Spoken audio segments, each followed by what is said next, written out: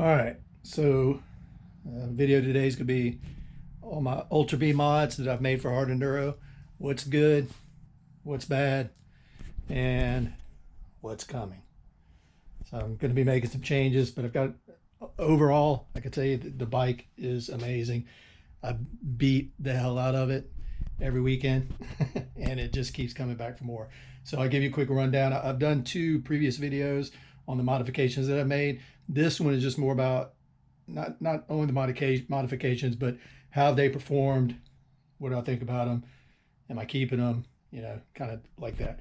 So going through, we'll start at the front of the bike and just work our way back down to the back. All right. So looking here at the front, of course, I've got the KKE 2118 wheel setup. Those have been really good, no complaints whatsoever on that. I also did on the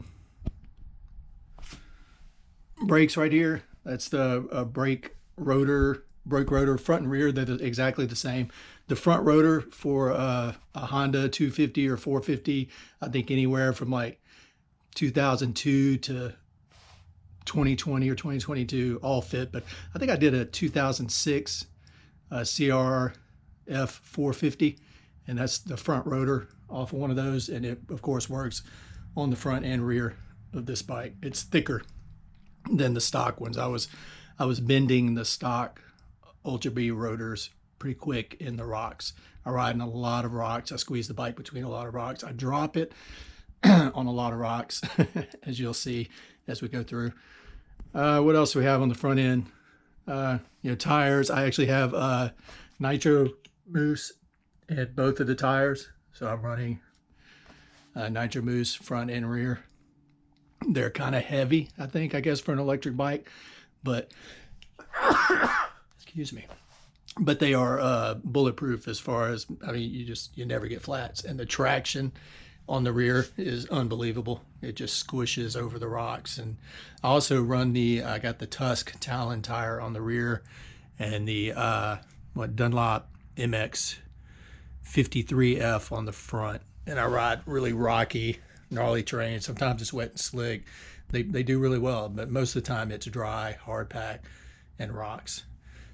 So looking on the front end, let's see, I did a few things. I think I blacked out. Yeah, I blacked out the plastics, and I'll talk about that, my light up there in a minute. I got these cheap fork guards off of eBay.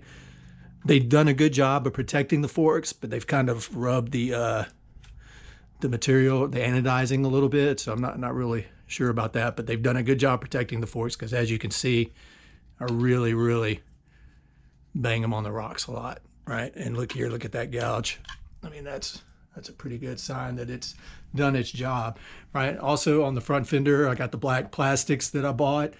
It had the black plastics were called, I think they call them carbon black or something like that. They're not carbon, but they are black, right? And they actually look like carbon fiber on the ad, but they're actually just black.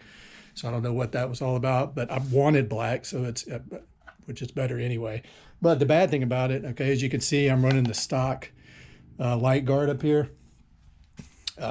In one of my many loop outs or crashes or whatever, I hit a tree and this sucker cracked right in two, but you can see the marks on the front of it, right? So, I mean, it didn't just fall apart, but I smashed it on a tree, and that's what I ended up with right there. So that's what you get when you hit trees sometimes. So I went back to the stock light guard for now on there until I figured out what I was going to do, because I'm doing some things different on the front end. So I didn't buy another one to replace it, because I knew some changes were coming, and I'll talk about those in a bit.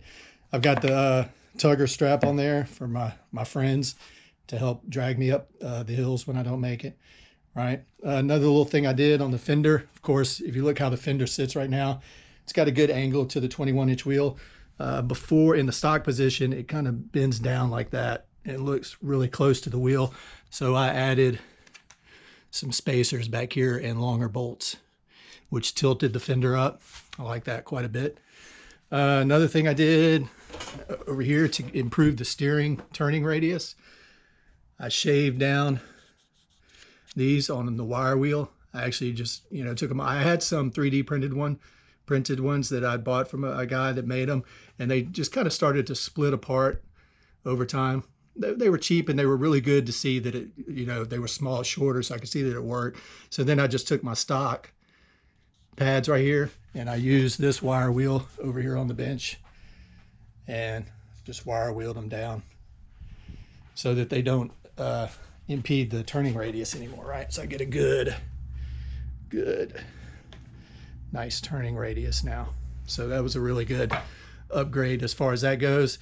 Another thing they had up here, I did this upper triple clamp. The reason I did that was so that I could move the bar position up one, because the stock bars are in this hole right here, and this one has a double mount position, which allowed me to move the bars up. And I got a 5mm taller riser, and I'm not tall, but I still needed more room. I'm 5'10", but I still needed more room. And then I got these KTM Suzuki, a KTM stock factory Suzuki rise handlebars from Contour, Pro Taper Contour, and that added just the right amount of height and opened up the entire space in here. And the other thing I did to open up that space, and I'll skip kind of to the middle here real quick, is I did the EQ Techniq. He's got these drop brackets that are really good, 5mm down and back, I believe. So I added those, and that really opened up the whole cockpit of the bike. And then of course I did, you know, got some gold bling items because I like the gold. It's the color I went with.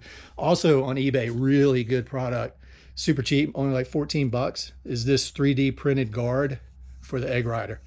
And as you can see, I have used it many times. See these scratches here? So all of my stuff, my bikes take a beating. I ride them hard and crash them hard, unfortunately, sometimes. But that's just the way it is. It's fun. All right, so getting back to the front end, right? We got the tugger strap, we got that. Talked about the light thing breaking. Up here on the top, I had the BRP handguard mounts because I really like them. They're super strong and bulletproof.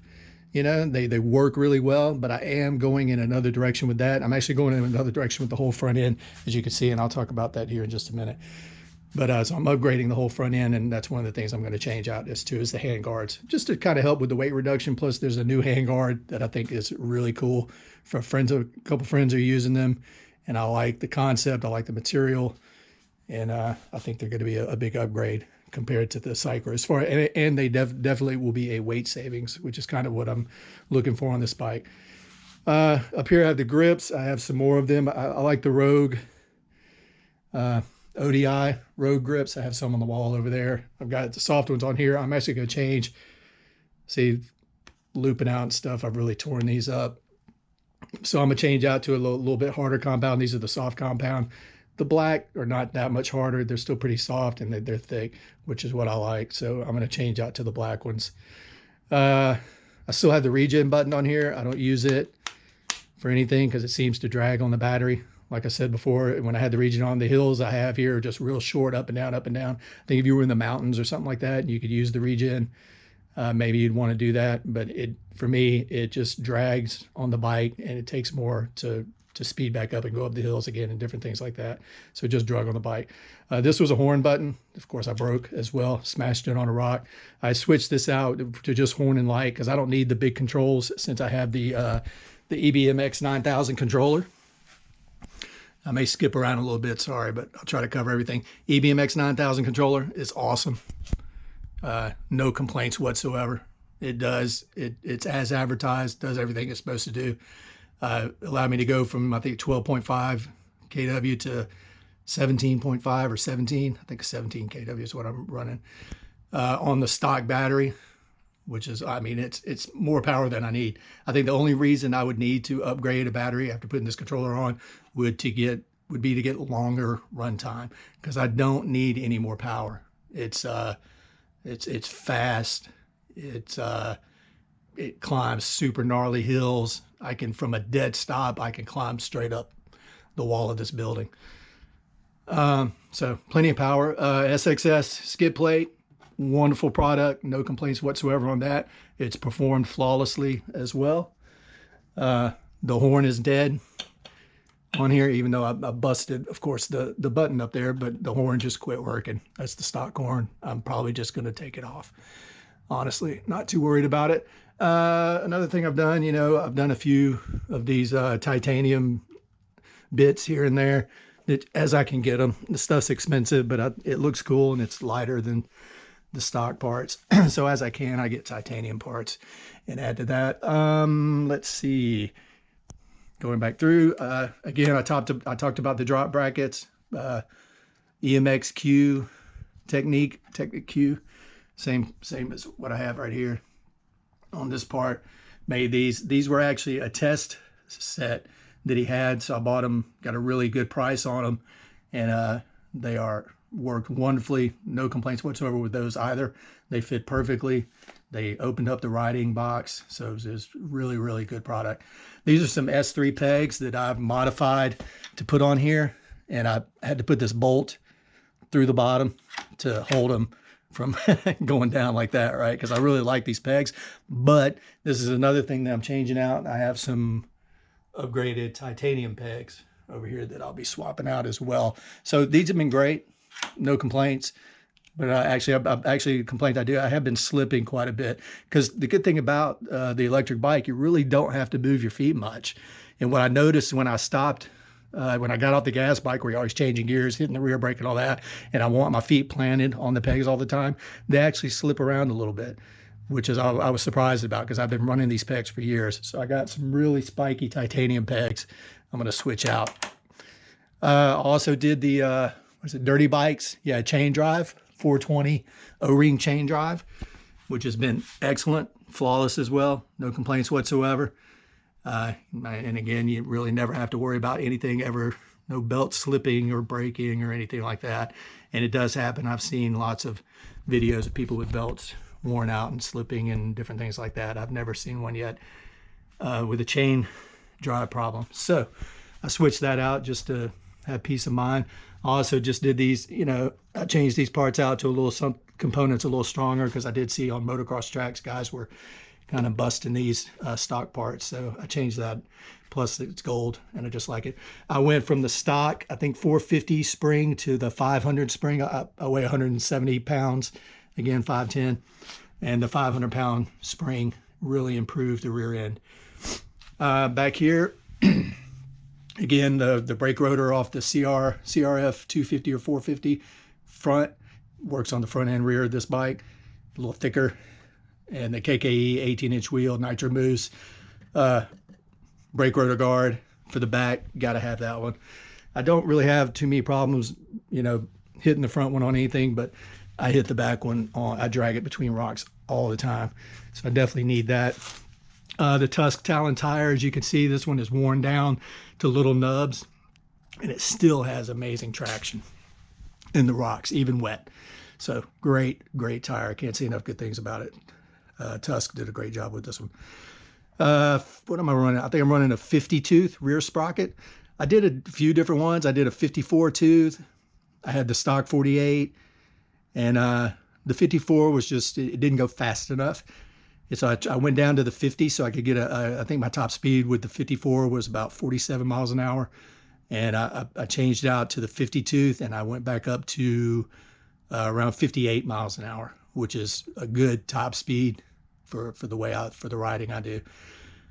And I also did the 520 non O-ring chain, which it needs some oil. I'll oil it up before I ride it, of course. The non-O-ring chain, I saw a video of a guy, he got 20% better battery performance using the non-O-ring chain.